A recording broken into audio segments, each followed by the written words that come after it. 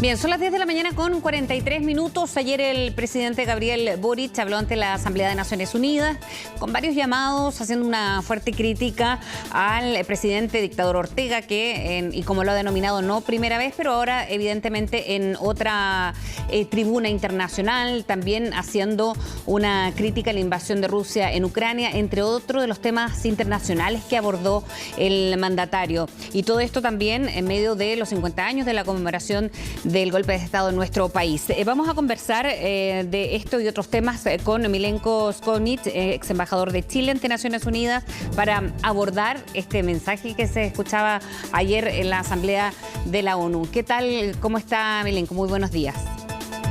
Muy buenos días, muy bien, muchas gracias, Frecia. Gracias por estar con nosotros esta mañana, porque bueno, hacíamos un recorrido, pero abordó varios temas, ¿no?, internacionales también el presidente Gabriel Boric. ¿Qué fue para usted lo más llamativo de este segundo discurso ya que hizo ante la ONU? Bueno, lo más llamativo fue que claramente se refirió a temas internacionales, ¿no? Obviamente que partió por un tema muy local, muy doméstico, pero muy importante también para el mundo, como fue esta conmemoración de los 50 años del golpe de Estado.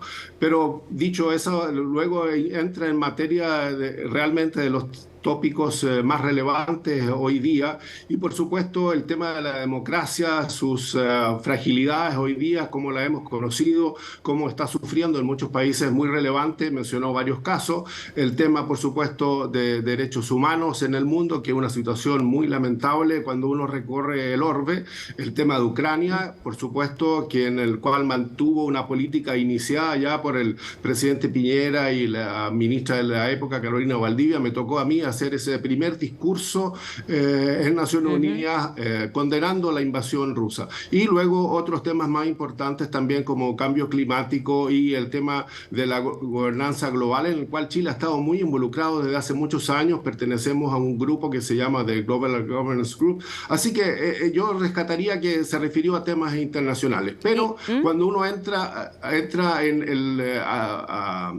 a considerar cada uno de ellos, por supuesto que hay elementos importantes, valiosos, rescatables y otros que dejan algo más que desear respecto de cómo el presidente enfoca ciertos temas, sobre todo en derechos humanos y en nuestra región. Por ejemplo, porque él hace una fuerte crítica en la persecución política en Nicaragua particularmente, pero hace una distinción de la crítica de los bloqueos que se ha hecho a Cuba o Venezuela, entre de los temas. ¿A eso se refiere usted cuando hace esa distinción en la región?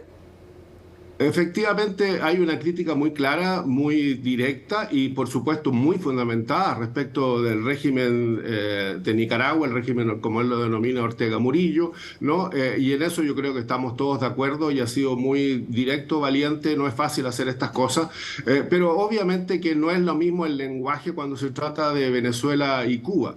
Y además, en esta materia, el tema de las sanciones unilaterales, Chile ha mantenido una posición absolutamente coherente a lo largo de muchos años, que es, nosotros no aceptamos el tema de las sanciones unilaterales, nos regimos por el derecho internacional, por la Carta de las Naciones Unidas y por las sanciones que adoptan los organismos, particularmente el Consejo de Seguridad. Y en eso se mantiene, pero al decir que básicamente que el tema de las sanciones son los que están limitando el progreso quizás en materia de democracia, me parece que hay un largo trecho allí. Obviamente que el tema del levantamiento de sanciones unilaterales ayudaría a la recuperación económica y no es tan fácil tampoco de quizás Cuba y Venezuela, pero no necesariamente ayudará a establecer elementos democráticos relevantes de esos países tal como los conocemos en nuestra sociedad. Ahora, ¿es habitual o cómo vio este discurso del presidente Gabriel Boric de hacer un amplio recorrido en temas internacionales? Porque también podría haber sido mucho más acotado o enfocado en la región, pero parecía también que hacía un recorrido mucho más amplio, ¿no? ¿Se pierde un poco el interés en un tema en particular? Efectivamente, el recorrido fue amplio y eso es lo que dije al comienzo de esta entrevista, que me parece importante porque toca temas que son verdaderamente relevantes. Ahora, en general, los países de nuestra región siempre enfocan mucho en poner de relieve qué es lo que han hecho en materia doméstica y qué es lo que está sucediendo en la región. En este caso, no hubo esa alusión, pero también hay que considerar que son 20 minutos. El presidente fue relativamente breve en eso, a diferencia de lo que ocurre con muchos otros mandatarios, se ciñó a un cierto protocolo y es muy complicado tratar de meter absolutamente todos los temas en esos 20 minutos. Además, por ejemplo, temas relevantes como los objetivos de desarrollo sostenible, digamos, ¿no? Que ya estamos a mitad de camino, de cumplimiento de los mismos no fueron mencionados, ¿no? Y hay otros temas, el tema de la migración, por ejemplo, que tiene tanta repercusión en nuestra región. Así que obviamente uno siempre ve ciertas carencias, pero hay que dar por sentado de que no se puede hablar de todo. Pero me parece que él se refirió bien a ciertos temas. Ahora, hay un punto que quizás yo no pienso que quizás se pudo haber evitado o haber dicho de las cosas de otra manera. Mencionó 4 veces a Estado.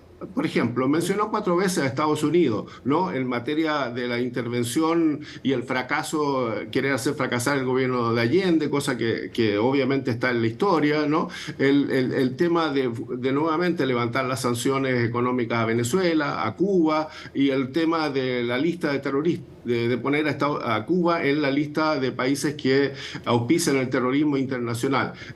Obviamente que Chile coincide que desde hace mucho tiempo que Cuba no es un régimen hoy que auspicia el terrorismo, ya tiene pruebas y nosotros, Chile, me tocó a mí hacerlo, participar en las negociaciones de paz, el diálogo de paz por Colombia, en Cuba. Entonces hay muchos ejemplos pero me parece que mencionar 4 veces a Estados Unidos, un país que es aliado nuestro, que es un socio muy importante en muchas materias y que compartimos tantas otras cosas con ellos, me parece que fue un poquito innecesario. Bueno, eso cree que fue particularmente por la conmemoración de los 50 años del golpe de Estado que hizo traer a colación las veces que mencionaba o en los contextos en los que mencionó a Estados Unidos.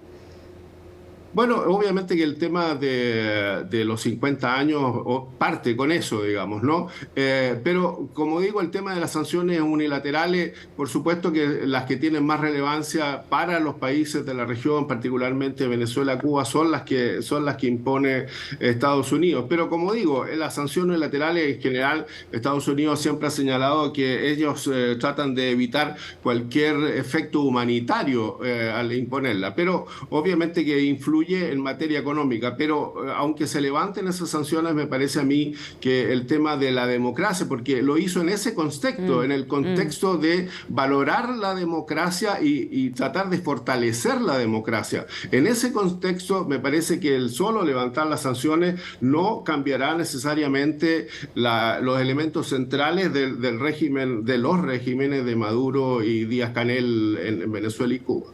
Ahora, respecto a el impacto que puede generar este discurso, porque el año pasado, como era el primer discurso de Naciones Unidas del presidente Gabriel Boric, por diversos motivos, suscitaba quizás más interés. Ahora, y sabiendo también el rutinario quehacer en Naciones Unidas, ¿no? Es una asamblea en que son muchísimos los mandatarios, jefes de Estado que tienen que hacer su discurso. ¿Qué tanto interés podría suscitar en esta asamblea en particular el discurso del mandatario chileno Milenko? Bueno, la voz de Chile es escuchada obviamente particularmente por nuestra región, por muchas democracias, ¿no? Obviamente que en otras partes del mundo es menos relevante y quizás por eso también las repercusiones son diferentes. Me parece que obviamente tendrá repercusiones para Nicaragua, que ya ha respondido, no es primera vez que el presidente hace una alusión a ello y quizás quedarán. Pero me parece que lo que dice Chile es es un elemento relevante para muchos otros países, para muchos que nos siguen con interés. Tenemos muchos amigos, aliados en el mundo que nos permiten movernos en el ámbito multilateral de manera muy amplia y muy correcta. Ahora, como bien señalas tú, Fresia, son 193 países los que hablan, cuesta seguir, y además hay muchas actividades paralelas.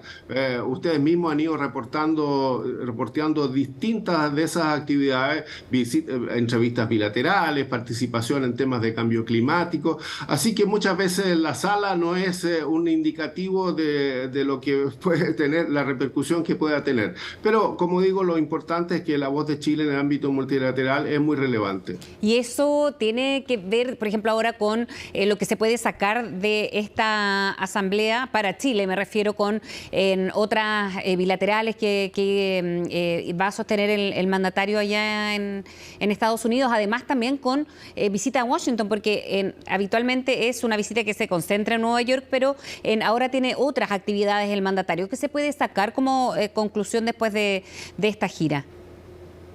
Bueno, la gira yo creo que tiene un componente básicamente global, multilateral, ¿no? Y las entrevistas bilaterales que ha tenido el presidente me parece que son muy, muy importantes. Obviamente haber estado con el presidente de Ucrania, un bilateral, además de lo que dijo en su discurso, es un espaldarazo muy importante para ese tipo de países. Ahora, el viaje a Washington tiene una connotación distinta, no se va a entrevistar con autoridades relevantes ni del Departamento de Estado ni de la Casa Blanca, digamos, ¿no? Va a un acto muy específico en honor del ex canciller Orlando Letelier, ¿no? Y que se hace habitualmente, pero claro, no es habitual que los presidentes vayan. Así que esa es una materia que yo creo que, como se ha dicho, en lo bilateral quedará para otra ocasión. Hay otras oportunidades en el año en que se podrán encontrar con altas autoridades de la Casa Blanca o de la Secretaría de Estado. Yo creo que el resto de la gira no tiene tanto un valor en lo bilateral, pero sí simbólico. Bien, Milenko, muchísimas gracias por hablar con CEN esta mañana. A usted, gracias. Que tenga buen día.